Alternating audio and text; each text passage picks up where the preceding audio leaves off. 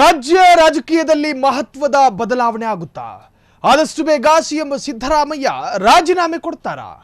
ರಾಜ್ಯದಲ್ಲಿ ಮೊದಲಿನಿಂದಲೂ ದಲಿತ ಸಿಎಂ ಕೂಗು ಕೇಳಿ ಬರ್ತಾ ಇತ್ತು. ಈಗ ಇದ್ದಕ್ಕಿದ್ದ ಹಾಗೆ ಸಿಎಂ ಬದಲಾಗ್ತಾರೆ ಅನ್ನೋ ಕೂಗು.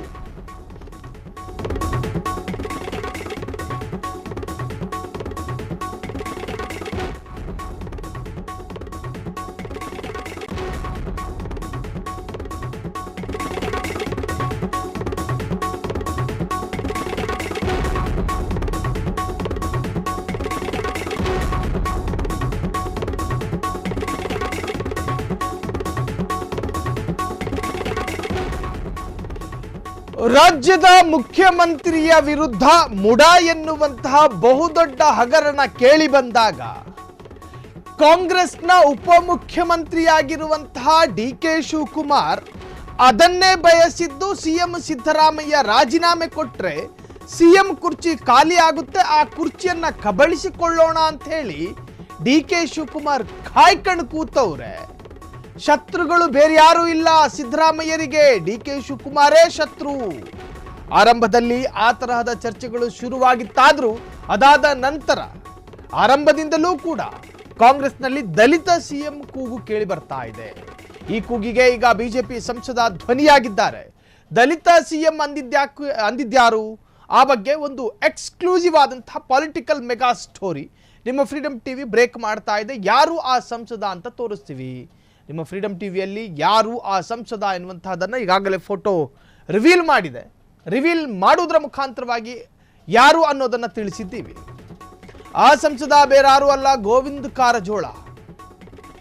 ಕಾಂಗ್ರೆಸ್ನಲ್ಲಿ ದಲಿತ ಸಿಎಂ ಕೂಗು ಈಗಾಗಲೇ ಕೇಳಿ ಬಂದಿತ್ತು.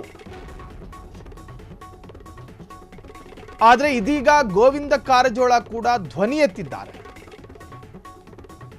ರಾಜ್ಯದಲ್ಲಿ ಕಾನೂನು ಸುವ್ಯವಸ್ಥೆ ಹಾಳಾಗಿದೆ, ಲಾ ಅಂಡ್ ಆರ್ಡರ್ ಕೆಟ್ಟೋಗಿದೆ, ಸರ್ಕಾರದ ಆಡಳಿತ ವೈಫಲ್ಯ ಎದ್ದು ಕಾಣ್ತಿದೆ,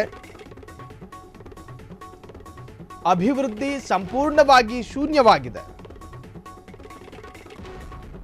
ರಾಜ್ಯ ಸರ್ಕಾರದ ವಿರುದ್ಧ ಗೋವಿಂದ ಕಾರಜೋಳ ವಾಗ್ದಾಳಿ ನಡೆಸಿದ್ದಾರೆ. ಪರಮೇಶ್ವರ್ ಇಲ್ಲ, ಮುನಿಯಪ್ಪನನ್ನ ಸಿಎಂ ಮಾಡಲಿ. ನೋಡಿ ಇಲ್ಲಿ ಕಾರಜೋಳ ಸಿದ್ದರಾಮಯ್ಯರ ನೇತೃತ್ವದ ಸರ್ಕಾರದಲ್ಲಿ ಕಾನೂನು ಸುವ್ಯವಸ್ಥೆ ಹಾಳಾಗಿದೆ, ರಾಜ್ಯದ ಅಭಿವೃದ್ಧಿ ಸಂಪೂರ್ಣವಾಗಿ ಕುಸಿದಿದೆ, ಹೀಗಂತ ಆರೋಪ ಮಾಡಿ ಸಿಎಂ ಯಾರಾಗಬೇಕು ಅಂತಾನೂ ಕೂಡ ಅಲ್ಲಿ ಹೆಸರುಗಳನ್ನು ಕೊಟ್ಟವ್ರೆ. ಜಿ ಪರಮೇಶ್ವರ್ ಅಥವಾ ದಲಿತ ಸಿಎಂ ಮಾಡಬೇಕು ಅಂತ ಹೇಳಿ ಹೆಸರು ಕೊಟ್ಟವ್ರೆ. ಸ್ವಾಮಿ, ರಾಜ್ಯದಲ್ಲಿ ಕಾನೂನು ಸುವ್ಯವಸ್ಥೆಯನ್ನ ಕಾಪಾಡಬೇಕಾಗಿರೋದು ಗೃಹ ಇಲಾಖೆ.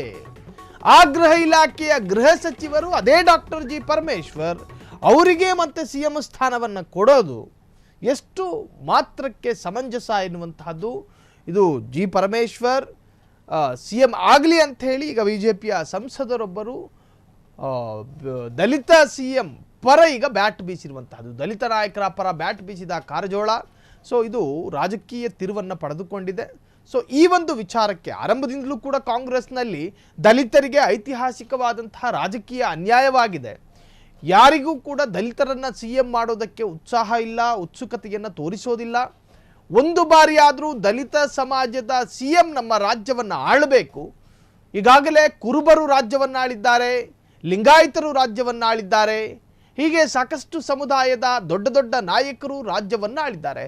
ಅಹಿಂದ ಸಮಾಜದ ಅದೆಷ್ಟೋ ನಾಯಕರು ರಾಜ್ಯವನ್ನು ಆಳಿದ್ದಾರೆ. ಆದರೆ ಹಿಂದುಳಿದ ವರ್ಗದ ಪರಿಶಿಷ್ಟ ಪಂಗಡ, ಪರಿಶಿಷ್ಟ ಜಾತಿ ಇದರ ಯಾವ ನಾಯಕರು ಕೂಡ ರಾಜ್ಯವನ್ನು ಆಳಲಿಲ್ಲ ಎನ್ನುವಂತಹದ್ದು ಬಹಳಷ್ಟು ಖೇದಕರವಾದಂಥ ವಿಚಾರ ಅಂತೇಳಿ ಕಾರಜೋಳ ತಮ್ಮ ಅಭಿಪ್ರಾಯವನ್ನು ವ್ಯಕ್ತಪಡಿಸಿದ್ದಾರೆ.